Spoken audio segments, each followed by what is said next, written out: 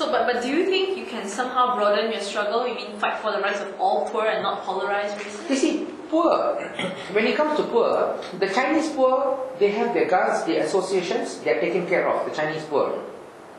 The Malay poor is taken care of by the government. I'm not saying all cases, by and large, they have got people taking care of the government takes care of the Malay poor. You see the odd cases in, let's say, TV3, a poor family in some remote area, they're suffering. The first day they show them on TV, oh, they're suffering, the children can't go to school. The next day the division chief is pumping aid and scholarships, residential schools, everything is done for them. Chinese, they control 50% of the business in this country. They own a certain amount of political clout, 30% or 25 to 30% of the votes in this country. The government, the UMNO-led government takes the Chinese seriously. And the Orang Asli, there is actually a Jabatan Orang Asli to actually take care of them. There are international bodies which takes care of aborigines. There are NGOs taking care of Orang Aslis. As I said, the foreigners, Indonesians, Bangladeshis, I saw a friend downstairs who takes care of the Aceh group. Okay? There are friends who takes care of Burmese group. There are friends who take care of whoever, Bangladeshis. But if a local Malaysian Indian suffers some form of violation, these people will not speak up. Because no funding, no talk, no justice. I think that's not right. So I think the onus is on the multiracial community in Malaysia to address the most serious violations of human rights, the most serious problems, according to the gravity and seriousness, and not ethnicity. I think communities in Malaysia, Malays, Chinese, Indians, Orang Asli, whoever, they must go beyond race. They must go beyond race and help and address issues according to the seriousness, the level of seriousness. Okay, bonded labourers. Have you heard the Malaysian Indian story on bonded labourers in Pahang? Have you heard of a Malay bonded labourer? No. Have you heard of a Chinese bonded labourer? No. Have you heard of Orang Asli bonded labourer? No. Have you heard of Myanmar, Indonesian, Aceh bonded labourer? No. Why is it only the Indian community? Why? So we have no control. The Chinese and Malays do not want to support the Indian poor cause. There's nothing we can do about it. We can't help it. It's beyond our power. It's up to them now, at least now that after 25th of November and beyond, it's up to them to come and help especially the poor, oppressed, suppressed and marginalized Indians in Malaysia. It's up to them. Okay, this is like a comment that I actually found off the net. Hindraf has been labelled as shirt idiots for thinking they can change Malaysian Indians by walking. What can you change by walking to British High Com on a Sunday? People are saying Indians can be changed by education, eradicating toddy, eradicating gambling habits, and long list of others. What do you think about that? To me, to start off with is, if the writer had a better solution, he should have put it in his comments. Anybody and everybody can criticize. They should have come up with a constructive criticism. They say, look, don't walk on a Sunday, but this is what you should do. To me, we have thought about it, we are on the ground, we have been doing work for the last 10 years.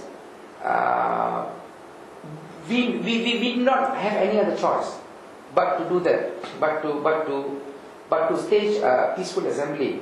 I wish the writers and other commentators, I wish they had some magic solutions for us. Now we will follow them, we will listen to them. Okay, what about the suit itself against the British government? What are you expecting out of it? A lot of people are criticizing that the fact that they're not going to let it go through, they're going to strike it up because it's going to open floodgates of litigation. Former colonies of England, of Britain, is just going to sue them for money. You see, as I said, I did my law studies in England. The British are not like Malaysian. They do not have the Malaysian mindset. So if you're judging the British by the Malaysian mindset, we are far off. You must have lived and worked and stayed in London to understand the British mindset. We have confidence in the British courts. We cannot say the same about Malaysian courts. In Britain, the white man may not invite you for his dinner. Okay? But if you jump a queue, I've got during my student days where a white man jumped a queue. He came in front of me.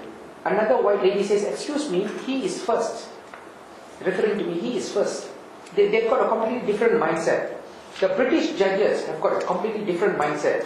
So these people who have doubts about our suit, they're basing it from the Malaysian mindset. No, we have no comments. That's number one. Number two, if at all we lose the suit, so be it. We have got the best chance at justice. So be it. If we lose the suit, so be it. Okay? At one time in my life, I've refused to even visit India. Okay? Why is that? Because I'm Malaysian. During my student days, I used to wear a lapel print with a Malaysian flag on my coat, on my jacket. My friends used to poke fun at me, but I said, no, I'm Malaysian. When I started out my legal firm, I used to put a Malaysian flag. One of my dreams was to put a Malaysian flag on my table, on my working table. Okay? But after Kampung Medan, I took off the Malaysian flag.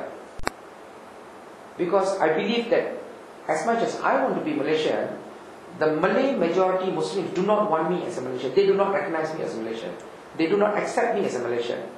I mean, particularly with particular regards to the UMNO government, not so much the people. The Malay people, we have no problems. Okay? I was brought up in Kelantan, where 99.99% are Malays, and the 0.9% Chinese and 0.1% Indians. Until today, I speak fluent Kelantan Malay. Not many people know that. I don't look like somebody who speaks Kelantan Malay. I was brought up with the Malays. I've got nothing against the Malays. You want to know a little secret? I know the camera is on. I was once going out with a Malay girl for 5 years. Okay, I had a Malay girlfriend for 5 years. I've got people may say I'm a racist, I'm anti-Malay, but no, the answer is no.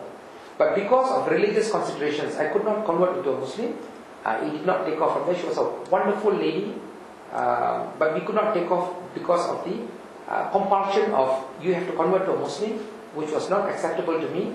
And I told it to her from the beginning. We went our separate ways. You know, it was sad, very sad. You know, but it had to happen. So I am no racist. Hindraf is no racist. Okay. Don't ask me why I never had a Chinese name. Thanks for sharing that, though.